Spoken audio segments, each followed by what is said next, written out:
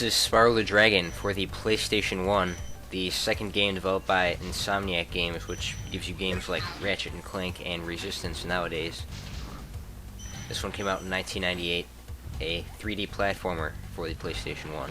This is probably the game that fueled my love for video games and platformers in particular, because it was my very first video game.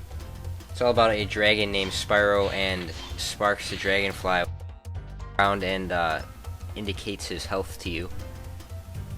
The whole story is there was a guy named Nasty Nork who got banished by the dragons where Spyro comes from in the dragon realm.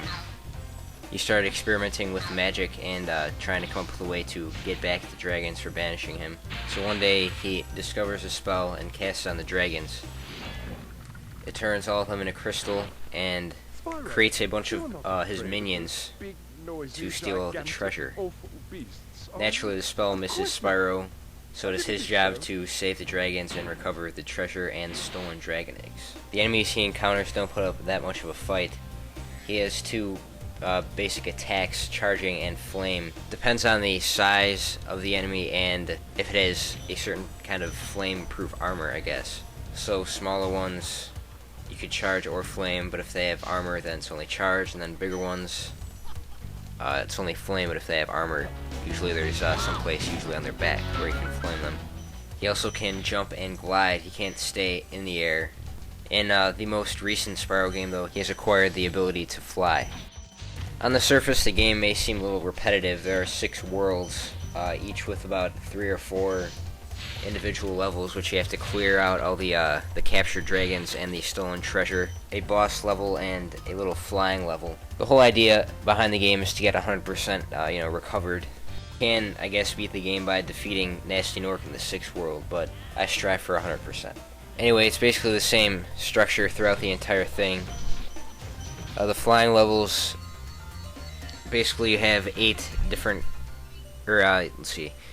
4 different types of items, 8 of each, which you have to either, collect. Sometimes arches you have to fly through, or rings. Sometimes you have to blow up trains with barrels on them. After you go as far as you can with that, then they award you a certain amount of gems for each item, plus if you get all of them in one round. And that contributes to your 100% completion. At first, you don't have to go for 100% completion. There's just like little requirements for the balloonists that take you to the next world. They usually say, you have to collect a certain number of dragons or a certain number of treasure to move on. You don't exactly have to get 100%. If you go for the minimum and then make it to Nasty Nork and beat him, I guess you could say you beat the game, but you didn't really get 100%. Overall, I think this is probably the best 3D platformer I've played for the PlayStation. Great graphics for the PS1. And a very nice camera for the 3D world here. It doesn't really get in your way, and you can control it for yourself if it starts to move too slow or get in the way at all. Usually doesn't, though.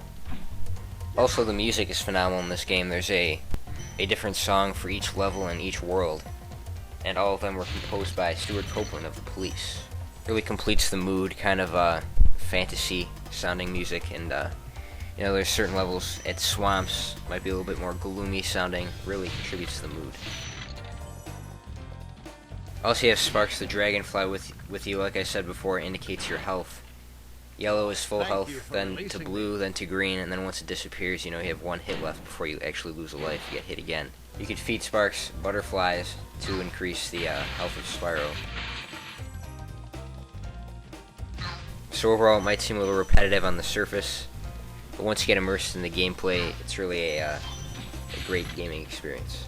So overall, if you're a fan of platformers, then I say you definitely should get this game. It might even be a reason to get a PS1 if you haven't invested in one already. If not this game, then the entire Spyro series on the PS1 as a whole. If you don't have a PS1, you have a PS3 or PSP, you can get it for $6 off the PlayStation Network store. Alright, that'll do it for this review. Thanks for watching. Hopefully more reviews to come. Sorry about the lack of reviews lately. I've been in search for some inspiration. There hasn't been anything inspiring me to make any reviews, but hopefully we'll get some more out in the near future.